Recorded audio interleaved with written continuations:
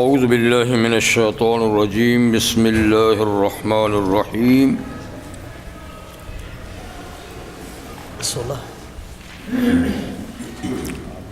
فأما عاد فاستكبروا في الأرض بغير الحق وقالوا من أشد منا قوة أولم يروا أن الله الذي خلقهم هو أشد منهم قوة وكانوا بآياتنا يجحدون فارسلنا عليهم ريحا صرصرا في أيام نحسات لنذيقهم عذاب الخزي في الحياة الدنيا ولعذاب الآخرة أخزى وهم لا ينصرون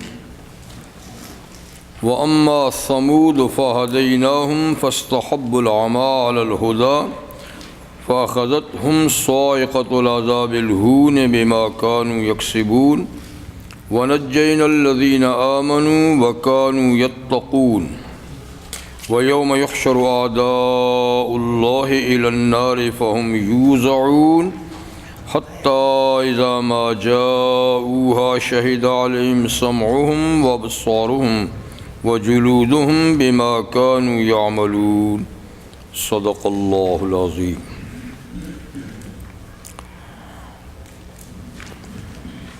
سورہ فصلت یہ آیت نمبر 15، 16 اور سے 20 تک آیات میں نے آپ کے سامنے تلاوت کی. ان سے پہلی آیات مبارکہ میں زمین آسمان کی تخلیق 6 دنوں میں ہوئی اور اس کی تفصیلات اللہ تعالیٰ نے ذکر فرمائیں کہ یہ ایک بہت بڑی دلیل ہے اللہ کی قدرت کی کہ یہ ساری کائنات اللہ چاہتے تو ایک کن سے بنا دیتے، لیکن 6 دنوں میں اس کی تخلیق انسانی تعلیمات کے لیے کی گئی کہ کام آرام آرام سے کیا جائے، جلد بازی سے کام نہ کیا جائے. اس کے بعد اللہ فرماتے ہیں کہ یہ کائنات میں نے تخلیق کی، اس سے تم میری قدرت کا اندازہ لگاؤ کہ میں سب کچھ کر سکتا ہوں. جو چیزیں تم بعید از قیاس سمجھتے ہو، اپنی ناقص عقل کے لحاظ سے اس کو بہت مشکل سمجھتے ہو، تو اس سے اندازہ لگاؤ کہ میرے لیے تو کوئی بات بھی مشکل نہیں ہے.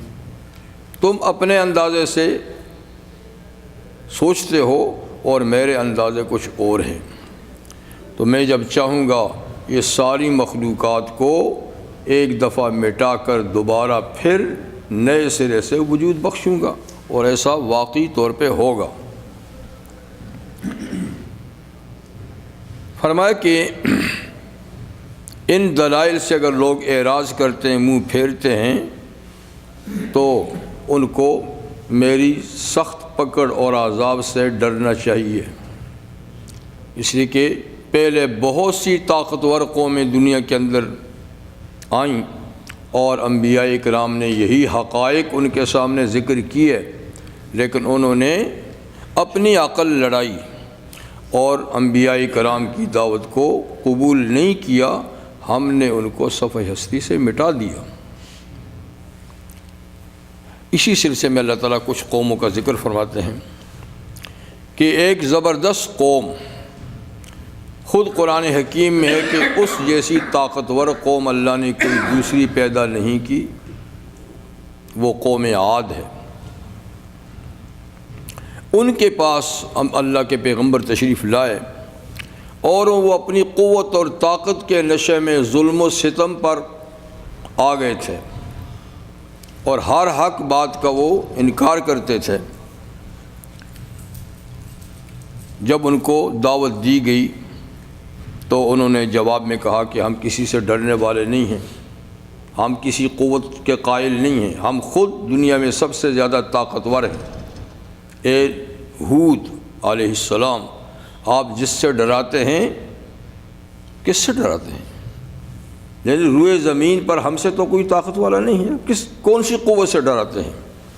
خیر انہوں نے بتایا کہ تم اپنی قوت خود تو لے کر نہیں آیا، آخر تمہیں کسی نے طاقتور بنایا ہے اور یہ ساز و سامان کسی نے تمہیں دیا ہے. میں اسی قوت سے ڈراتا ہوں کسی مادی قوت سے نہیں ڈراتا، ماورائے مادیات کے قوت سے ڈراتا ہوں جو اللہ ہے۔ ان کی بات سمجھ میں نہ آئی، اور اس کے باوجود انہوں نے اللہ کی معرفت اپنے نبی سے حاصل نہیں کی۔ فَأَمَّا عَادٌ فَاسْتَكْبَرُوا فِي الْأَرْضِ، قوم عاد نے زمین میں خود کو بڑا سمجھا ناحق، اور یہ کہہ دیا پیغمبر کو کہ ہم سے زیادہ طاقتور کوئی نہیں۔ اللہ کے نبی نے کہا کہ بے شک ہے وہ جس نے تمہیں طاقتور بنایا، وہ تم سے زیادہ طاقتور ہے۔ وَكَانُوا بِآيَاتِنَا يَجْحَدُونَ، وہ ہماری نشانیوں کا انکار کرتے تھے، ہمارے احکامات کا بھی، ہماری بھیجے ہوئے نبی کے معجزات کا بھی انکار کرتے تھے۔ بہرحال ہم نے پھر کیا کیا؟ فَأَرْسَلْنَا عَلَيْهِمْ رِيحًا صَرْصَرًا فِي أَيَّامٍ نَحِسَاتٍ، ہم نے ان کو بالکل کمزور سی چیز سے مٹا دیا۔ کمزور سی چیز وہ کیا؟ ہوا۔ دیکھیں ہوا بہت کمزور سی ہوتی ہے جی، تو ہم نے ان پر ہوا بھیجی، لیکن ہوا کون سی؟ باد نسیم نہیں، باد صرصر، باد صرصر جی، یعنی سخت تیز اور تند ہوا جس میں عذاب ہی عذاب تھا۔ فی ایام نحسات، ایک دن نہیں آئی، 7 راتیں 8 دن، پورا ہفتہ ان پہ ہوا چلتی رہی، پورا ہفتہ دن رات، اور یہ دن ان کے لیے بڑے منحوس دن تھے، ان کے لیے منحوس دن تھے۔ لِنُذِيقَهُمْ عَذَابَ الْخِزْيِ، تاکہ ہم ان کو چکھائیں ذلت کا عذاب۔ جو بہت اکڑتے ہیں تو پھر ان کو ایسا جھکائیں کہ ان کی اکڑ دنیا ہی میں معلوم ہو کہ کیسی ہے، تاکہ ہم ان کو ذلت کا عذاب دیں دنیا کی زندگی میں۔ یہ تو بہت معمولی سزا ہے۔ وَلَعَذَابُ الْآخِرَةِ أَخْزَىٰ، آخرت کی سزا تو بہت زیادہ ذلت ناک ہوگی، اس کا تو کوئی یہاں تصور بھی نہیں کر سکتا، جبکہ ہم نے دنیا میں ہی ان کو ذلت ناک عذاب دیا۔ وَهُمْ لَا يُنصَرُونَ، اور ان کی کوئی مدد نہیں ہو سکی، کوئی مددگار ان کے لیے نہیں آیا اللہ کے عذاب سے بچانے کے لیے، اور صرف ایک ہفتے میں ان کا نام و نشان ہم نے دنیا سے مٹا دیا۔ جو بڑے نشان والے تھے، بڑے نشان والے تھے، ایک نشان بھی ان کا نہیں چھوڑا۔ تو قوم عاد کو اللہ کے نبی ہود علیہ السلام نے، ان کی پوری زندگی کوئی 464 سال تھی ہود علیہ السلام کی، تو 40 سال کے بعد نبوت ملتی ہے، تو آپ اندازہ لگائیں کوئی 424 سال انہوں نے تبلیغ کی، ایک لمبے عرصے تک ان کو تبلیغ کی، لیکن معدود چند لوگ، چند ہزار آدمیوں کے سوا قوم میں سے کسی نے اسلام قبول نہیں کیا، دین قبول نہیں کیا، اور اللہ نے ان کو زبردست قوت اور طاقت دی تھی۔ لمبے تڑنگے لوگ ہوتے تھے، جسمانی لحاظ سے کہتے ہیں کہ چھوٹے سے چھوٹا آدمی 60 ہاتھ لمبا ہوتا تھا، اور بڑے پھر آگے 120 ہاتھ تک ہوتے تھے۔ تو جن کی لمبائی اتنی ہوگی، ان کی پھر جسم کی چوڑائی اور قوت کتنی ہوگی۔ تو آس پاس کی پوری قوموں پہ ان کی دھاک بیٹھی ہوئی تھی۔ یمن ان کا دارالحکومت تھا، اور یمن سے لے کر یہ ہمارے موجودہ کویت تک کا پورا علاقہ ان کا ان کی پوری یہاں پر آبادی تھی۔ جیسے یہ پورا علاقہ وادی دہنا کہلاتا ہے، بہت سرسبز و شاداب۔ اب تو یہاں پر ریت کے ٹیلے ہیں، اس زمانے میں کافی سرسبز و شاداب تھا، باغات تھے، زرعی زمینیں تھیں، اور مویشی تھے، بہت کچھ۔ تو اس طرف سے ان کا اقتدار شروع ہوتا تھا، مصر تک جاتا تھا۔ تو کوئی قوم ان کے سامنے سر اٹھانے کے قابل نہیں تھی، اسی لیے یہ مغرور تھے، اسی لیے کسی قوت سے ڈرتے نہیں تھے۔ لیکن اللہ نے جب عذاب بھیجا تو آخر کے 3 سال دیکھو اللہ تعالیٰ کی رسی تو بڑی ڈھیلی ہے، کتنے سینکڑوں سال اللہ کی رحمت نازل ہوتی رہی، کھاتے پیتے رہے، عیش و عشرت کرتے رہے، پیغمبر کو ستاتے رہے، اللہ کی باتوں کا انکار کرتے رہے، اللہ نے اپنا نظام خوراک، نظام نعمت ان پہ جاری و ساری رکھا۔ اسی لیے کہتے تھے کہ آپ خواہ مخواہ ڈراتے ابھی تک تو کچھ نہیں ہوا، ابھی تک تو کچھ نہیں ہوا۔ اللہ کی حکمت کو کون سمجھتا ہے؟ تو کتنے عرصے کے بعد، یعنی 400 سال سے بھی اوپر جانے کے بعد پھر اللہ نے تھوڑا سا ان کی رسی کھینچی اور 3 سال تک ان پہ صرف بارش بند کر دی، بس 3 سال بارش بند ہوگی تو پھر بھی ان کی عقل ٹھکانے نہیں آئی، یعنی کنویں خشک ہو گئے، نہریں خشک ہو گئیں، زمین نے پیداوار چھوڑ دی، جانور مرنے لگے، انسان بلبلانے لگے، لیکن اب بھی بات سمجھ میں نہیں آئی۔ لیکن اتنا انہوں نے ضرور کیا، کیونکہ خدا کو تو مانتے تھے، مشرک تھے نا، تو مشرک تو اللہ کو مانتا ہے اور سب سے بڑی قوت اللہ ہی کو مانتے ہیں، لیکن چھوٹی چھوٹی قوتیں بھی انہوں نے اپنے خیال سے بنا رکھی ہوتی ہیں۔ تو ان سے تو بہت کچھ کیا ہوگا، نظر و نیاز دیے ہوں گے، لیکن کہاں ہوتا ہے جب اوپر سے اللہ کا فیصلہ ہے۔ آخر نے کہا بڑے اللہ سے دعا کرو، اور یہ بھی ان کو پتہ تھا کہ جو بڑا اللہ ہے، سب کا اللہ ہے، اس کا ایک گھر ہوتا تھا عرب میں، ہوتا تھا کا مطلب یہ ہے کہ نوح علیہ السلام کے زمانے تک تھا، طوفان نوح میں پھر وہ بہہ گیا اور اس کے ابھی نشانات نہیں، لیکن جن پہاڑوں کے درمیان تھا وہ تو موجود تھے۔ تو اس لیے یہ لوگ یا اہل ایمان بھی اس علاقے میں آتے تھے جہاں بیت اللہ تھا، عبادت بھی کرتے تھے، دعائیں بھی کرتے تھے، سب کچھ۔ تو ان کو اس جگہ کا پتہ تھا، انہوں نے ایک وفد تجویز کیا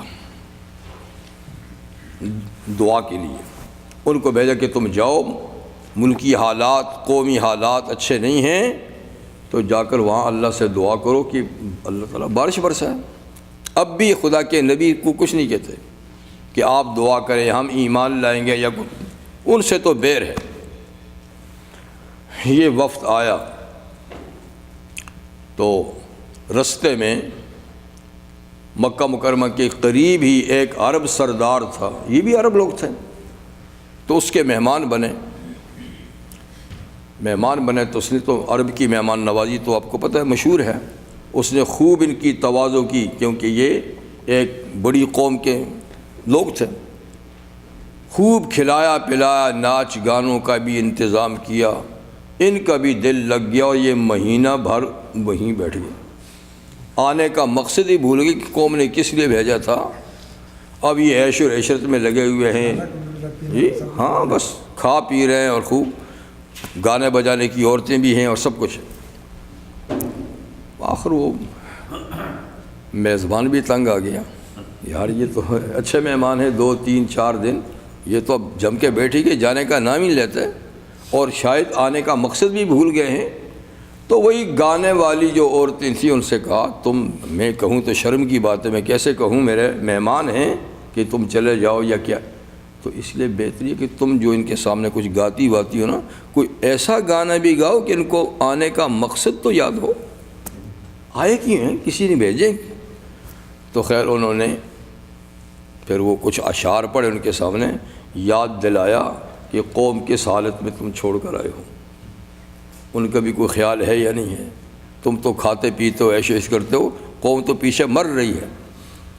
جب انہوں نے یہ اشعار پڑھے تو اب ان کو ہوش آیا، وہ ہمیں تو کسی کام کے نہیں۔ اب وہ وہاں سے اٹھے اور وادی مکہ میں جا کر انہوں نے اللہ سے دعا کی کہ یا اللہ ہماری قوم ہلاک ہو رہی ہے، تباہ ہو رہی ہے، خشک سالی ہے، بارش نہیں ہے، مہربانی کریں، بارش برسائیں۔ یہ چونکہ اب ان کی زندگیوں کے آخری دن تھے، تو اوپر سے غیبی آواز آئی، کون سے بادل مانگتے ہو، سفید بادل مانگتے ہو، سیاہ بادل مانگتے ہو، سرخ بادل مانگتے ہو، کون سے بادل چاہیے؟ آپ کو پتہ ہے کہ سیاہ بادلوں سے ہی بارش برستی ہے، تو انہوں نے کہا جی سیاہ بادل چاہیے، یعنی بارش والا جس میں بارش برسے۔ اوپر سے آواز آئی کہ چلو یعنی بادل آ رہے ہیں، جاؤ۔ خوش ہو گئے کہ یار یہ تو دعا قبول ہوگی، بات چیت بھی ہوگی، تسلی بھی ہوگی، اور دیکھا تو بادل کی ٹکڑی بھی آ گئی، تم بھی جاؤ بادل بھی آ رہے ہیں۔ چل پڑے واپس، جا کر قوم کو پیغام سنایا کہ ماشاءاللہ دعا رنگ لائی ہے، اور آواز آئی تھی اور ہمارے مطلوبہ بادل آ رہے ہیں، دیکھو نا آ رہے ہیں۔ قوم بڑی خوش ہوگی، 3 سال کے بعد بارش ہو رہی ہے، اب تو جل تھل ہوگا اور پورا ملک سرسبز و شاداب ہوگا۔ ادھر سے وفد پہنچا، بادل بھی ان کے ساتھ آہستہ آہستہ پہنچے۔ سورہ احقاف میں اللہ فرماتے فَلَمَّا رَأَوْهُ عَارِضًا مُسْتَقْبِلَ أَوْدِيَتِهِمْ قَالُوا هَذَا عَارِضٌ مُمْطِرُنَا۔ جب عارض کا معنی بادل، جب بادل ان کی وادی کے سامنے آئے، پورے علاقے میں خوشی کی لہر دوڑ گئی، اور خوشی کے مارے کہنے لگے لو جناب یہ بادل آ گئے ہیں، اب یہ ہم پہ برسیں گے۔ خنک اور ٹھنڈی ہوا بھی آئی، لوگ گھروں سے خوشی کے مارے نکلے بادلوں کے نیچے کہ چلو کچھ قطرات ہم پہ بھی برسیں گے۔ اللہ جواب فرماتے ہیں کس بات کی خوشی ہے؟ ھذا عارض ممطرنا بل ہوا مستعجلتم بہ، یہ برسنے والے بادل نہیں، یہ وہ عذاب والے بادل ہیں جو تم اللہ کے نبی سے جلدی عذاب مانگتے تھے کہ آپ ہمیشہ ڈراتے ہیں، لاؤ نا وہ عذاب کدھر ہے؟ تو یہ تمہارا مانگا ہوا عذاب ہے، یہ نہیں سمجھو کہ یہ بارش برسائیں گے۔ ریح فیہا عذاب علیم، یہ تمہیں ٹھنڈی ہوا جو لگ رہی ہے ابھی اس کے پیچھے آگ برسے گی اور اس کے اندر عذاب علیم ہے۔ خیر یہ آواز تو ان کو نہیں آئی، لیکن وہ اللہ کی طرف سے یہ پیغام آیا کہ یہ پیغام خاتمہ ہے تمہارا۔ تو یہ باہر نکلے، تھوڑی دیر ٹھنڈی ہوا چلی تو ایک دم اوپر سے نکلے ہوئے پر بارش برسی آگ کی، اور برسی اس کے بعد پھر جو جھکڑ چلے تو پورا ہفتہ 7 راتیں 8 دن، اوہو پھر ہوا تھی کہ کیا ہوا تھی، جو چیز سامنے آتی اس کو اٹھا کر بلندی پہ لے جا کر، اور لوگوں کو تو اس طرح اٹھاتی تھی، لمبے لوگوں اس طرح اوپر لے جا کر دونوں کے سر ٹکراتی تھے، ایسا سر نیچے سے اٹھائے اوپر سر ٹکرائے، اور کسی کو کہاں پھینک دیا، کسی کو کہاں پھینک دیا۔ اللہ فرماتے ہیں کأنہم اعجاز نخل خاویہ، پورے علاقے میں یوں لگ رہا تھا کہ کھجور کے بڑے بڑے درخت ٹوٹ کے پڑے ہوئے ہیں، کھجور کے جیسے کہ درخت پڑے ہوئے ہیں۔ فَهَلْ تَرَىٰ لَهُم مِّن بَاقِیَةٍ، کیا ہے دیکھنے والے تجھے کوئی ان میں سے ایک آدمی بھی باقی نظر آتا ہے؟ صفایا کر دیا، وہی بچے جو اللہ کے نبی پہ ایمان لائے تھے۔ ان کے لیے حکم تھا کہ اے اللہ کے نبی ہود اپنے ایمان لانے والے ساتھیوں کو لے کر ایک جگہ میں بٹھا دو، چاروں طرف سے احاطہ بنا لو، تمہارے احاطے میں ذرا بھی ہوا نہیں آئے گی، جو آئے گی تو باد نسیم ہو کے آئے گی۔ انہوں نے وہ چند ہزار آدمی اکٹھے کیے، کہا اس سے باہر نہیں نکلنا، خود بھی وہاں رہے، خوب بہترین ہوا چل رہی ہے ان کے پاس، اور چاروں طرف جو ہے نا اندھیرا ہے، عذاب ہے، وہ دیکھ رہے ہیں اونٹ اٹھا کر کس طریقے سے ان کے اونٹوں کو، ان کے بکریوں کو، ان کے جانوروں کو، ان کے مکانوں کو، ان کے افراد کو ہوا کیسے بلند کر کے پٹخ رہی ہے۔ 8 دن کے بعد پوری سلطنت ان کی ڈھیر کر دی، اللہ نے ڈھیر کر دی۔ تو فرمایا یہ تو دنیا کی، کہتے تھے ہم سے بڑی طاقت کون سی ہے، اب تمہیں طاقت کا پتہ چلا؟ اللہ تو چاہے تو ہوائی سے تمہارا کام ختم کر دے، ہوائی سے تمہاری ہوا نکال دے۔ ہاں جی، اللہ کی تو بڑی قوتیں ہیں، اس کے تو بڑی فوجیں ہیں، اس نے کوئی فرشتہ نہیں بھیجا، ورنہ وہ تو ایک فرشتہ بھیج کر بھی دفن کر دیتا ہے زندہ، لیکن تمہیں ہوا سے، اور پھر 8 دن تاکہ تمہارا غرور خاک میں ملے۔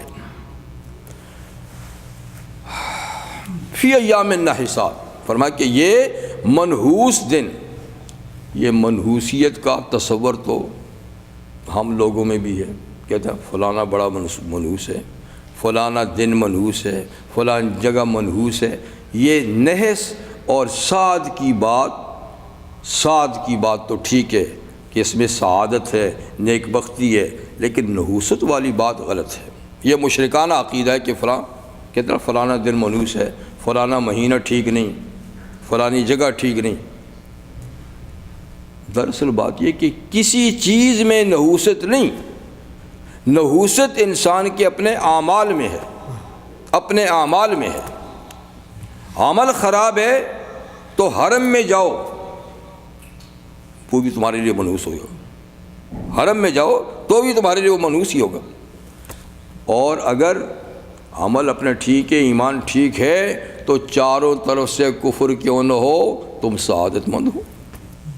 تو سعادت اور نحس کا تعلق بذات خود کسی چیز سے نہیں، اس لیے یہ عقیدہ رکھنا کہ فلانا دن ٹھیک نہیں، یا فلانا مہینہ ٹھیک نہیں، یا فلاں جگہ ٹھیک نہیں، یہ غلط بات ہے۔ اپنے اعمال ٹھیک ہیں، سب ٹھیک ہے۔ اپنا اعمال خراب ہیں تو آپ مسجد میں بیٹھیں تو بھی نحوست ہے۔ تو اس لیے فرمایا کہ یہ 8 دن اس قوم کے لیے منحوس تھے، اس قوم کے لیے جس پہ عذاب ہے، اور یہی 8 دن ان کے لیے سعادت کے تھے جو احاطے میں بیٹھے ہوئے تھے۔ تو اصل میں دنوں میں نحوست نہیں ہوتی، تو سب کے لیے ہوتی، لیکن کفر کی نحوست، شرک کی نحوست میں جو پڑے تھے یہ دن ان کے لیے منحوس ہوئے۔ تو سعد اور نحس کا عقیدہ ٹھیک نہیں ہے۔ سعد تو ٹھیک ہے، ہر چیز نے سعادت کی ہے، لیکن کسی چیز کو منحوس کہنا۔ رحمت عالم صلی اللہ علیہ وسلم نے دنیا کے عقیدے کے مطابق، کیونکہ اس زمانے میں یہ عقیدہ ہوتا ہے نا فلانی چیز ٹھیک نہیں، فلانی چیز ٹھیک نہیں، فلانی چیز ٹھیک نہیں، آپ نے فرمایا اگر نحوست ہوتی ہے، نہیں ہے، اگر نحوست بذات ہوتی تو عورت میں ہوتی، گھر میں ہوتی، گھوڑے میں ہوتی۔ اگر ہوتی تو ان میں ہوتی، لیکن نہیں ہے، نفی کی۔ کیا مطلب؟ کہ اگر بیوی عورت خراب مل جائے تو ساری زندگی پھر کری ہی، تو اگر ہوتی تو اس میں ہوتی، ساری زندگی آدمی خراب ہوتی۔ گھر اگر تنگ تاریک سا ہو، چھوٹا سا ہو، تو آدمی جاتے ہی گھبراتا ہے۔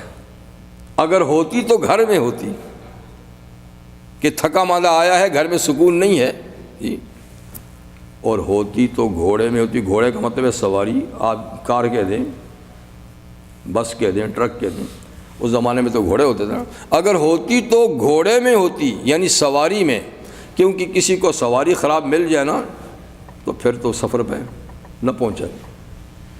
گھوڑا خراب مل جائے تو سفر تو طے نہ ہوا، اور کسی کی گاڑی خراب ہے تو پھر تو بیچارہ پریشان رہتا نا، پتہ نہیں کہاں ٹھوس، کہاں کھڑی ہو جائے گی، کہاں کیا ہو جائے گا۔ اگر ہو تو ان چیزوں میں ہو، لیکن فرمایا کہ ہے نہیں۔ آدمی کے اپنے عمل میں نحوست ہے، کفر منحوس چیز ہے، شرک منحوس ہے، سارے گناہ نحوست کا ذریعہ ہیں۔ اس نے فرمایا کہ ان کے لیے دن منحوس تھے۔ مولانا یہ عام عموماً جب لوگ گفتگو کرتے ہیں کبھی غصے میں کہتے ہیں کہ یہ بڑی نحوست ہے، یہ بڑی منحوس ہے، فلاں تو یہ سب کہنا غلط ہے۔ تو غلط بات ہے نا، ذات میں کسی کی ذات میں نحوست نہیں، عمل میں نحوست ہے، عمل میں نحوست ہے۔ تو یہ نہیں کہنا چاہیے کہ فلاں کی ذات میں نحوست ہے، اس کی صفات میں، اس کے اعمال میں ہو سکتی ہے۔ یہ تو قوم عاد تھی، پھر آگے ان کے جانشین واما سمود، لیکن قوم سمود جو ایک عرصہ دراز کے میں انہی کے جو بچے ہوئے لوگ تھے، جو مسلمان تھے، آگے جب ان کی نسلیں بڑھیں، چلتے چلتے چلتے پھر ان میں وہی خرابیاں پیدا ہو گئیں۔ یہ قوم عاد کے جانشین ہیں سمود، ان کو عاد اولا بھی کہتے ہیں، ان کو عاد ثانیہ بھی کہتے ہیں، اسی کی نسل کہتے ہیں، لیکن ان کا اپنا نام سمود ہے، عاد ثانیہ بھی ہیں۔ یہ پھر تبوک کا ایریا جو ہے نا، سعودی عرب کا تبوک کا، اس میں آباد تھے یہ لوگ، وہ اس سائڈ میں تھے، یہ اس سائڈ میں، اور 1700 شیر تھے ان کے چھوٹے بڑے، 1700 جی، اور حافظے کھاتے پیتے تھے، یہ بھی بڑی اچھے خوشحال لوگ تھے، بڑے صناع اور کاریگر بھی تھے۔ وہ تو میدانی علاقے میں تھے تو وہ تو بڑی بڑی بلڈنگیں 8-8 9-9 منزلیں بلڈنگیں بناتے تھے۔ یہ پہاڑی علاقے میں تھے تو پہاڑوں کو تراش کے خوبصورت مکان اس میں بناتے تھے، تو بڑے صناع لوگ تھے، لیکن انہی کے جانشین تھے۔ تو ان میں بھی ایک عرصہ گزرنے کے بعد پھر غرور و تکبر آیا اور وہی کفر اور شرک کا رستہ اختیار کیا۔ حضرت صالح علیہ السلام کو جو انہی کی قوم کے ایک فرد تھے، اللہ نے نبی بنا کر بھیجا ان کو سمجھانے کے لیے کہ اللہ کی نعمتوں کی ناقدری نہیں کرو، شکر کرو، خدا نے تمہیں قوم عاد کے بعد عروج دیا ہے، ترقی دی ہے، طاقت دی ہے، تو خدا کا شکر ادا کرو اور اس کی عبادت کرو۔ یہ تم نے کیا ٹھاکر بنا رکھے ہیں جن کے سامنے جھکتے ہو۔ وَأَمَّا ثَمُودُ فَهَدَيْنَاهُمْ، لیکن جو قوم ثمود تھی ہم نے ان کو بھی سیدھا رستہ اپنے نبی کے ذریعے سے بتایا، ہدیناہم، لیکن فاستحبوا العمى علی الہدی، انہوں نے اندھے پن کو پسند کیا ہدایت پر، یعنی سیدھے رستے پہ چلنے کے بجائے اس رستے سے آنکھیں بند کر دیں اور اندھے پن کو اختیار کیا۔ ان کا بھی ایک وقت تھا اور اس وقت تک ہم نے ان کو کچھ نہیں کہا، کھلاتے پلاتے رہے، یہ بھی پیغمبر کی مخالفت کرتے رہے۔ آخر جب وقت آیا فَأَخَذَتْهُمْ صَاعِقَةُ الْعَذَابِ الْهُونِ، ان پہ جھکڑ نہیں چلائے، ان پہ صرف زلزلہ، زمین کے نیچے سے زلزلہ، اوپر سے ایک خطرناک آواز فرشتے نے لگائی۔ یہ دو عذاب ان پہ آئے، نیچے سے زمین کو زلزلہ دیا، رجفہ، اوپر سے صاعقہ، چیخ فرشتے نے لگائی، جگر اور دل پھٹ گئے، زمین حرکت کی، گھٹنوں کے بل زمین پہ گرے اور وہیں ڈھیر ہو گئے۔ پکڑ لیا ان کو صاعقۃ العذاب الہون، ذلیل عذاب، ذلتناک عذاب کی گرج نے، اس کی آواز نے، بما کانوا یکسبون، اس سبب سے جو برے عمل کیا کرتے تھے۔ تو صالح علیہ السلام نے ان کو سمجھایا، وہ سمجھایا، انہوں نے کہا آپ ہمیشہ باتیں کرتے ہیں، آپ کہاں سے پیغمبر ہوئے؟ ہمارے نسل کے آدمی ہیں، ہمارے ہاں پیدا ہوئے بڑے ہوئے ہیں، آپ کے سر پہ سرخاب کا پر لگا ہوا کہ آپ نبی ہیں اور ہم نہیں ہیں، ہاں آپ کی نبوت کو نہیں مانتے۔ اگر آپ واقعی نبی ہیں تو کچھ کر کے دکھائیے، عجیب و غریب کوئی چیز نشانی دکھائیں کہ ہم سمجھیں کہ آپ واقعی اللہ کے نبی ہیں۔ کیا نشانی چاہتے ہو؟ کہا اس چٹان سے ایک اونٹنی نکلے، گابن، باہر آ کر بچہ جلے، پھر مانیں گے نا کہ آپ اللہ کے نبی ہیں۔ انہوں نے کہا یہ بھی ہو جائے گا، کوئی سی بات نہیں، اگر تم اس پہ ایگری ہو اور مجھ سے یعنی وعدہ کرتے ہو کہ ایمان لاؤ گے تو میرا اللہ تو قادر ہے، دعا میں کروں گا، اللہ کر دیں گے۔ کہا کرو۔ تو خیر باہر لے گئے ان کو، جس چٹان کا انہوں نے نشاندہی کی تھی، آپ نے نفل پڑھے، دعا کی، یہ دیکھتے ہی رہے کہ اچانک وہ بڑی چٹان تھی پھٹی، اندر سے عجیب الخلقت اونٹنی نکلی اور باہر آئی، سامنے بیٹھی، بچہ بھی جن لیا۔ انہوں نے کہا دیکھا نا کتنا سخت جادو ہے اس کے پاس، کتنا سخت جادو ہے، پتھر پھاڑ کے اونٹنی نکال، واہ جی واہ جی واہ، وہی الزام لگا دیا جادوگر ہے۔ معجزے کو جادو کہا، نبی کو جادوگر کہا یار یہ کرشمے ہم دیکھتے رہے ہیں، جو تو دکھاتا ہے ہم دیکھتے رہے ہیں، نہیں مانا۔ جو خوش قسمت ہے انہوں نے تو پہلے ہی سے مان لیا تھا، یا چند ایک نے یہاں دیکھ کے مانا، لیکن باقی پوری قوم نے کہا نہیں۔ آپ نے کہا نہیں تو نہ صحیح ہو، تمہاری اپنی بات ہے، لیکن اب یاد رکھنا یہ معجزانہ اونٹنی ہے، اس کا سارا معاملہ معجزانہ ہوگا، اس کی روک ٹوک نہیں کرنی ہوگی۔ ایک دن پوری چراگاہ کو یہی چرے گی اور کنویں کا سارا پانی یہی پیے گی، دوسرے دن یہ جنگل میں چلی جائے گی، آئے گی نہیں، تم اپنے جانوروں کو چراؤ، پانی پلاؤ، اب یہ تقسیم ہوگی، باقی تم مانتے ہو نہیں مانتے اب تمہاری مرضی ہے۔ اگر اس کے ساتھ بدنیتی سے ہاتھ لگایا تو پھر اب دن تمہارے گنے ہوئے ہیں۔ اگر تم نے رہنا ہے اس کو نہیں چھیڑنا، اور جس طرح یہ کھائے گی پیے گی اتنا ہی دودھ بھی دے گی۔ دودھ خوب نکالنے کے لیے آؤ، جتنا دودھ لینا چاہو اس سے لو، لیکن برے ارادے سے ہاتھ نہیں لگانا، نیک ارادے سے۔ پھر کچھ دن تو انہوں نے صبر کیا، آخر جو زیادہ مویشیوں والے تھے ان کو پریشانی ہوئی کہ دوسرے دن ہم چارہ کہاں سے رکھیں گے ان کے لیے، اور پانی کہاں سے سٹاک کریں گے، یہ تو ہمارے لیے درد سر ہے۔ تو سازش کی، شہر میں کوئی 9 غنڈے بدماش تھے، ان سے ساز باز کی، ان میں جو بڑا غنڈہ تھا اس کو پیشکش کی ایک عورت نے کی جس کی جانور بھی زیادہ تھے کہ میں بیٹی تمہیں دے دوں گا، اور کوئی وارث نہیں، بعد میں وارث ساری سرمایہ کا تو ہو جائے گا، اس سے تو جان چھڑا دے۔ اس نے کہا یہ تو بائیں ہاتھ کا کام ہے، ہم تو یہ کام کرتے رہتے ہیں۔ اس نے اپنی پارٹی کے کچھ اور لیے اور جا کر اس وادی کے اندر بیٹھے جس وادی سے وہ جنگل سے نکل کے آیا کرتی تھی نا اپنے دن پانی پینے کے لیے، چرنے کے لیے۔ جب وہ وہاں سے آئی تو یہ چھپ کے بیٹھے ہوئے تھے، جب گزر رہی تھی تو انہوں نے پیچھے سے اس کی ٹانگ پہ تلوار ماری، ٹانگ کٹ گئی، دوسری، آخر جانور تھا ڈھیر ہو گیا، پھر اس کے پیس کر کر کے ختم کر دیا۔ بچہ پیچھے سے آ رہا تھا، اس نے ماں کا حشر دیکھا، وہیں سے بھاگ گیا اور وہ روپوش ہو گیا۔ ایک آواز لگائی آسمان کی طرف منہ کر کے، واپس جا کے جنگل میں بس وہ غائب ہی ہو گیا۔ صالح علیہ السلام کو پتہ چلا کہ اللہ کی اونٹنی کا حشر کر لیا انہوں نے۔ آپ نے جا کر لوگوں سے کہہ دیا کہ تم نے وہی کیا جو نہ کرنا تھا، اور تم نے اپنے موت کو دعوت دے دی ہے، اب تمہارے 3 ہی دن ہیں، 3 ایام، ذالک وعد غیر مکذوب، یہ ایسا وعدہ ہے جس میں جھوٹ نہیں، 3 دن ہیں تمہارے بس،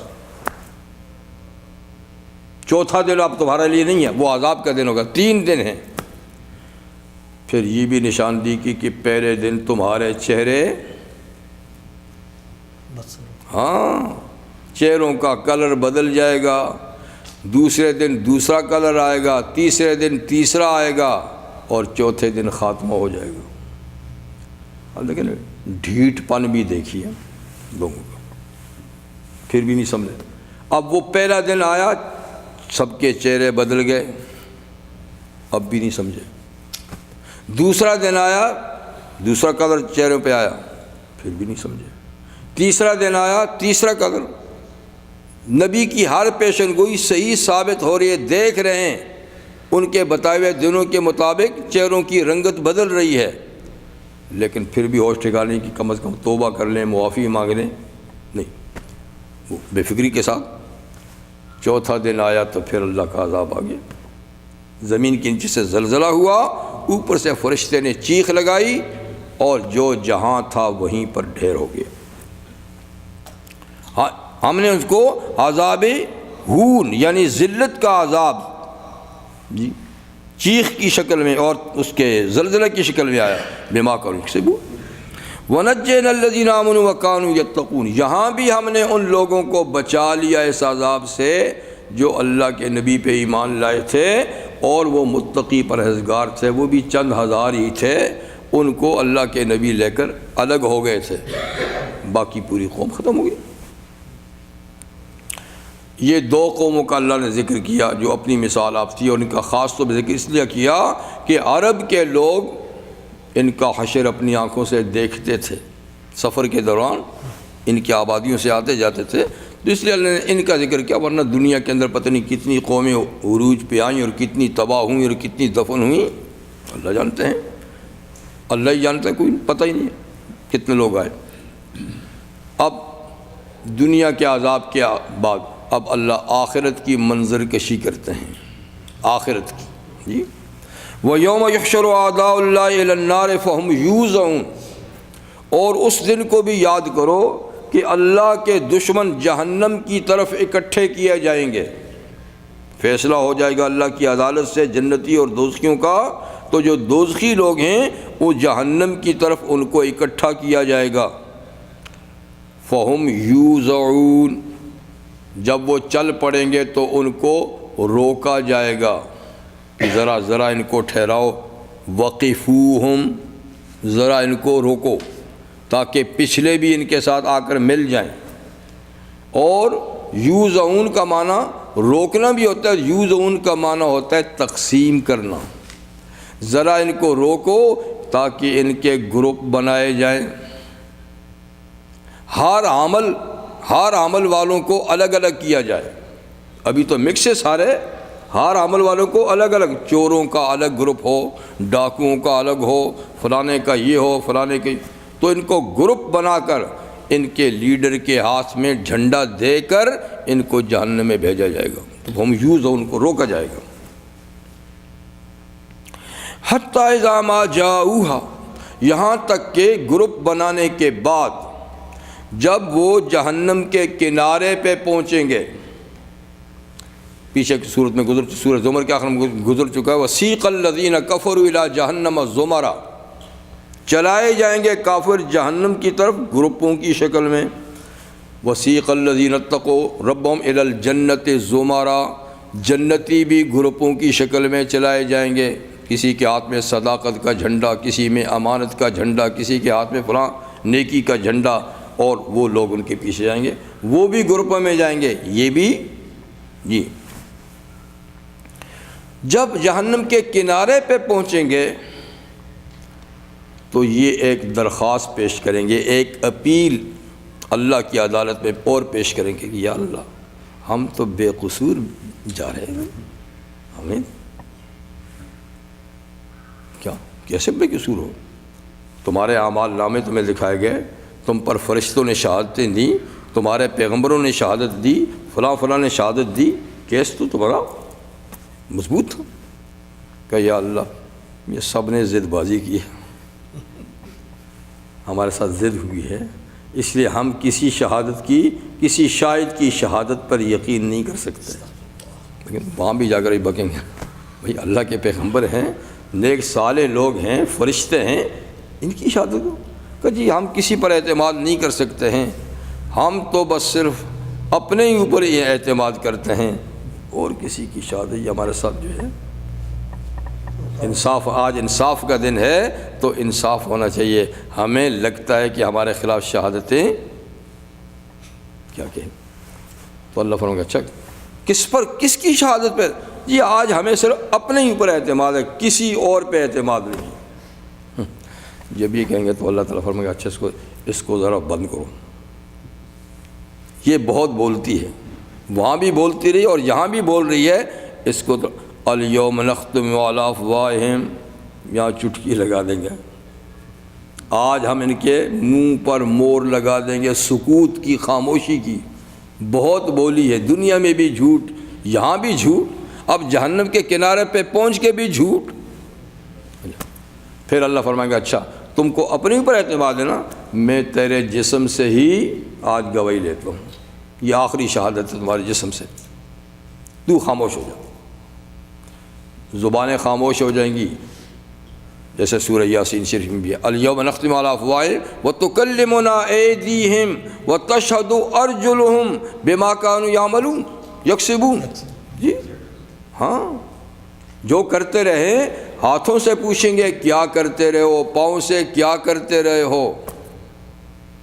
اور یہاں بھی فرمایا حتی اذا ما جاؤہا، جب وہ جہنم کے کنارے پہنچ گئے، شہد علیہم سمعہم، کان بھی بولیں گے، کان سے شہادت لیں گے کیا سنا ہے، کاروائی بس کیا سنا ہے۔ وہ ابصارہم، آنکھوں سے بھی پوچھیں گے کیا دیکھتے رہے ہو۔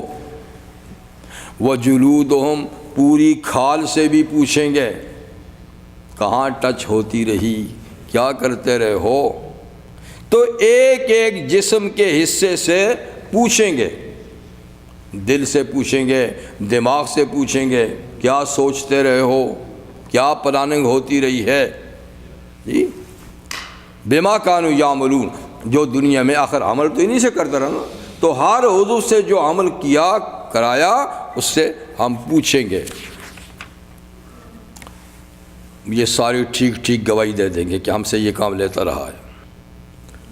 اب زبان کو کھول دیں گے. اب بتا, تجھے اپنے اوپر اعتماد تھا, تیرے اپنے جسم نے شہادت دے دی اور ان شہادتوں کی تصدیق کر دی. اب بتا. اب اللہ کو کیا بتائیں, بلکہ انہی کو کوسیں گے. دیکھا نا, ڈوبے نا, تم ہی کو تو بچانے کے لیے ہم نے یہ سارا تانا بانا کیا تھا, تم ہی بول گئے ہو, تم نے ہی اقرار کر لیا ہے, ہمیں تم کو بچانے کے لیے سارے. وَقَالُوا لِجُلُودِهِمْ لِمَا شَهِدتُّمْ عَلَيْنَا, اپنی کھالوں سے کہیں گے تم نے کیوں شہادت دی ہمارے خلاف. جی وہ کہیں گے آج تک ہم بولے ہیں, آج تک ہم بولے ہیں کیا؟ آج اس نے بلوایا ہے جس کے حکم سے سب بولتے ہیں. آج تک تو ہم خاموشی سے تیرے اشارے پہ, تیرے کہنے پہ چلتے رہے ہیں. آج جس نے بنایا اس نے ہم سے پوچھا ہے تو ہم کیسے ہیں جو جواب نہ دیں. قالوا انطقنا اللہ الذی انطق کل شیء, کہیں گے ہمیں اس ذات نے بلوایا ہے جس نے ہر چیز کو بلوایا ہے, جس کے حکم سے پتھر بھی بولتے ہیں, مٹی بھی بولتی ہے, پہاڑ بھی بولتے ہیں, جانور بھی بولتے ہیں, مردے بھی بولتے ہیں, زندہ بھی. آج اس کا حکم تھا اس لیے ہم نے تو بولنا تھا. وَهُوَ خَلَقَكُمْ أَوَّلَ مَرَّةٍ, آج دوبارہ تخلیق میں آئے. پہلی مرتبہ بھی تم کو اسی نے بنایا تھا جس نے دوسری مرتبہ آج تمہیں حشر کے میدان میں اکٹھا کیا. وَإِلَيْهِ تُرْجَعُونَ, اسی کی طرف تم پلٹ کے جانے والے ہو, اسی کی عدالت میں. تو ہم کو تو بولنا تھا. یہ معاملہ ہوگا اور اس کے بعد اب پھر زبان نہیں بولے گی کہ کیا کرنا ہے. پھر یہ بھی کہیں گے, یہ آزاد جسم کے آدمی کو کہیں گے وَمَا كُنْتُمْ تَسْتَتِرُونَ يَشْهَدُ عَلَيْكُمْ سَمْعُكُمْ وَلَا أَبْصَارُكُمْ وَلَا جُلُودُكُمْ, تم چھپتے نہیں تھے, تم پس پردہ نہیں ہوتے تھے اس بات سے کہ تم پر کہیں تمہارے کان بھی گواہی دیں گے, آنکھیں بھی گواہی دیں گی, کھال بھی گواہی دے گی. یہ تو تمہارے تصور میں بھی نہیں تھا کہ یہ بھی تمہارے خلاف یعنی گواہی دیں گے. تو چلو ان سے چھپ کر کچھ کرو. ان سے کہاں چھپے گا کوئی, ان سے تو نہیں چھپ سکے, تو ساتھ ہے نا. لیکن ان کی شہادت کی تمہیں یقین ہی نہیں تھا, یہ بھی بولیں گے. اچھا تو اس کا تو تمہیں خیال نہیں تھا, لیکن ہاں ایک اور برا خیال تھا جس کے بل بوتے پہ ساری کرتوت کرتے رہے ہو. وہ کیا؟ وَلَكِنْ ظَنَنْتُمْ أَنَّ اللَّهَ لَا يَعْلَمُ كَثِيرًا مِمَّا تَعْمَلُونَ, لیکن تمہارا یہ خیال تھا کہ بہت سے کام تمہارے اللہ کے علم میں نہیں ہیں. اللہ کے علم میں تمہارے بہت سے کام نہیں ہیں, اور اس خیال سے تم نے سارے کام کیے کہ ہمارے بہت سے کام جو ہم چھپ کر کرتے ہیں, ادھر ادھر کرتے ہیں, ان کا اللہ کو پتہ نہیں ہے. حالانکہ اللہ کو تو سب کچھ پتہ ہے. وَذَلِكُمْ ظَنُّكُمُ الَّذِي ظَنَنْتُمْ بِرَبِّكُمْ, یہ تمہارا خیال جو تمہارے اپنے رب کے بارے میں تھا کہ ہمارے بہت سے کام جو ہم چھپ کے کرتے ہیں اللہ کو پتہ نہیں ہے. یہ جو تمہارا خیال تھا نا کہ ان اللہ لا یعلم کثیر, اچھا ذالکم ظنکم الذی ظننتم بربکم ارداکم, اسی خیال نے, اسی عقیدے نے آج تمہیں ہلاک کیا. اگر تم یہ عقیدہ رکھتے کہ اللہ عالم الغیب والشہادہ ہے اور وَهُوَ مَعَكُمْ أَيْنَمَا كُنْتُمْ, جہاں تم ہوتے ہو خدا کا علم تمہارے ساتھ ہے, اس کی قدرت تمہارے ساتھ ہے, اور تم کہیں بھی اللہ سے چھپ نہیں سکتے. اگر یہ عقیدہ ہوتا تو یہ سارے کرتوت نہ ہوتے. یہ جو تمہارا خیال تھا کہ سر عام کریں گے تو اس کو پتہ ہے, چھپ کے کریں گے تو اس کو پتہ نہیں, اس عقیدے نے تم کو ہلاکت میں ڈالا, تباہی میں ڈالا, جہنم میں ڈالا.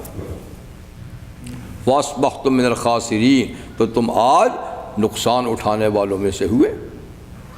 تو بات بھی یہی ہے. اسی لیے قرآن حکیم آخرت کے عقیدے پہ زیادہ زور دیتا ہے کہ انسان کو انسان بناتا یہ عقیدہ ہے. اس لیے قرآن حکیم کا کوئی پیج اس عقیدے کے ذکر سے خالی نہیں. اور جتنا قرآن جس کو زیادہ واضح کرتا ہے اتنا ہی ہم نے اس سے پیٹھ پھیری ہوئی. اور وہی خیال ہے کہ ہم یہ یہاں کر لیں گے تو کچھ پتہ نہیں، وہاں کریں گے تو کوئی پتہ نہیں۔ کہنے کو تو زبان سے کہتے ہیں کہ اللہ عالم الغیب والشہادہ ہے، اللہ کو سب کچھ پتہ ہے، اس سے کوئی چیز چھپی ہوئی نہیں، لیکن جب کرتے ہیں اس وقت وہ خیال نہیں ہوتا، اس وقت وہ خیال نہیں ہوتا۔ تو اسی سے ساری خرابیاں ہیں۔ اللہ اسی کو بار بار کرنے کی، نبی کریم صلی اللہ علیہ وسلم نے یہ عقیدہ صحابہ میں اتنا پختہ کر لیا تھا کہ ان کو جنت دوزخ جیسے بیٹھے بیٹھے نظر آ رہے تھے، بس ذرا سی توجہ دی تو جیسے منظر سامنے آ گیا، ذرا سی توجہ دی جیسا منظر سامنے آ گیا۔ اس لیے انسان سے غلطیاں تو ان سے بھی ہو جاتی تھیں، لیکن وہ غلطی پہ قائم نہیں رہتے تھے۔ غلطی ہوئی فوراً چونک پڑے، آخرت کا تصور آ گیا، فوراً توبہ کر لی، فوراً معافی مانگ لی۔ اور یہاں تو ہم کیے جا رہے ہیں اور خیال ہی نہیں۔ فَإِن يَصْبِرُوا فَالنَّارُ مَثْوًى لَهُمْ، اللہ فرمائیں گے اب تم صبر کرو تو بھی جہنم ہی تمہارا ٹھکانہ ہے۔ یعنی دنیا میں ہوتا نا بھائی صبر کر لو تو معاملہ بدل، ہاں یہاں معاملہ بدلنے والا نہیں ہے، یہ آخری فیصلہ ہے۔ صبر کرو، عذاب پہ صبر کرو، خاموشی سے بھگتو تو بھی یہی تمہارا ٹھکانہ ہے، نکلو گے نہیں۔ وَإِن يَسْتَعْتِبُوا، اگر معافی مانگو، فَمَا مِنَ الْمُعْتَبِينَ، تو اب تم خدا کو منا نہیں سکتے۔ اب اللہ کو منانا چاہو، راضی کرنا چاہو تو اب تم منا نہیں سکتے، وہ وقت گزر چکا ہے۔ اسی لیے کہیں گے نا، کبھی چیخیں گے پکاریں گے، کبھی کہ یار صبر کر لو، تو اللہ فرمائیں گے پھر چونکہ تخفیف تو نہیں ہوگی، کہیں گے اجزینا ام صبرنا ما لنا من محیص، روئیں پیٹیں یا صبر کریں چھوٹ نہیں سکتے، روئیں بھی تو بھی اور صبر کریں تو بھی چھوٹ نہیں سکتے۔ بس رونا دھونا اگر کام آئے گا تو یہیں پر، وہاں کے رونے دھونے سے کچھ نہیں، وہاں اتنا روئیں گے۔ اللہ فرماتا ہے فَلْيَضْحَكُوا قَلِيلًا وَلْيَبْكُوا كَثِيرًا، آج تھوڑا ہنس لو، وہاں بہت رونا پڑے گا، اتنا روئیں گے کہ آنسو ختم ہو جائیں گے، پھر خون کے آنسو روئیں گے، وہ بھی ختم ہو جائیں گے، اتنا روئیں گے کہ یہاں نالیاں بن جائیں گی، نالیاں بن جائیں گی، لیکن اس وقت کا رونا کافی نہیں ہوگا۔ دنیا کا 2 قطرے رونا بھی بہت کچھ ہے۔ یہاں اللہ کے خوف سے چند آنسو نکل جائے نا تو یہ گناہوں کو دھونے کے لیے، صفائی کرنے کے لیے سمندر سے کم نہیں ہے، اور وہاں ساری آخرت کی جہنم کی زندگی روتے رہیں گے، کوئی فائدہ نہیں ہوگا۔ فما من المتبین وقیدنا لهم قرنا، اللہ فرماتے ہیں ہم نے مقرر کر دیے ان کے لیے ساتھی، 2 ساتھی ہر آدمی کے ساتھ۔ 2 ساتھی تو وہ نا جو اعمال کا ریکارڈ کرتے ہیں نا، وہ الگ ہیں۔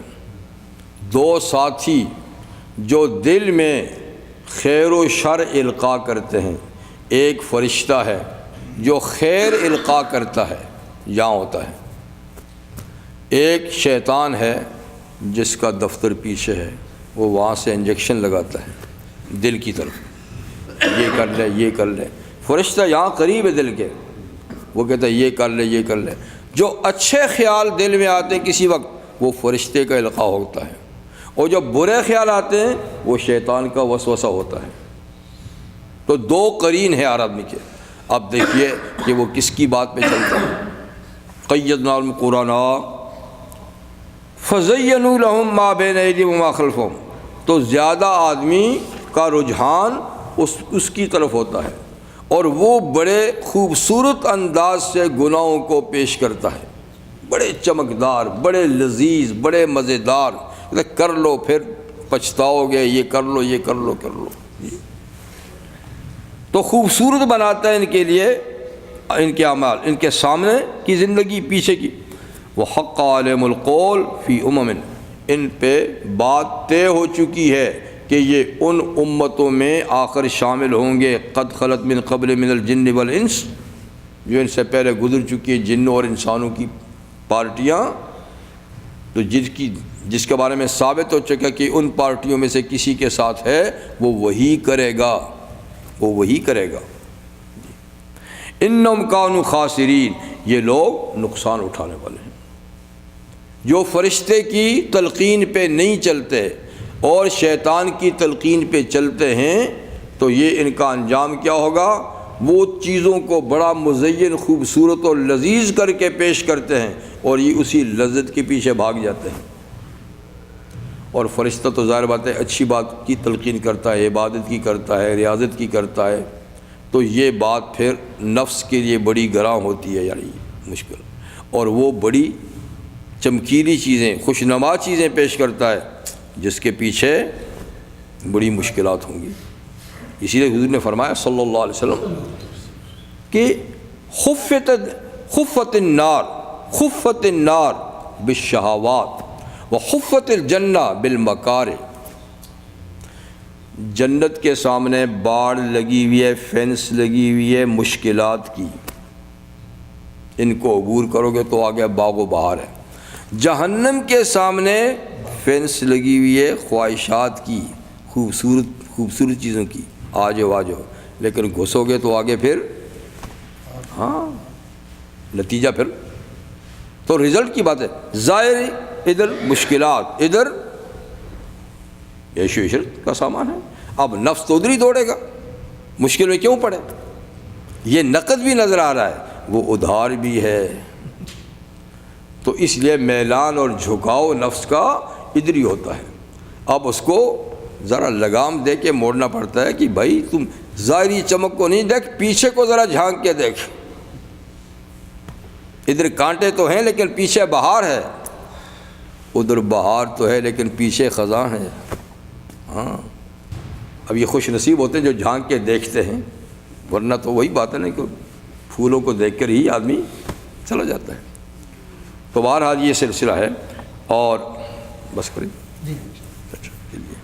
آگے پھر قرآنی دعوت کے مخالفین کا طرز عمل اللہ ذکر فرمائیں گے۔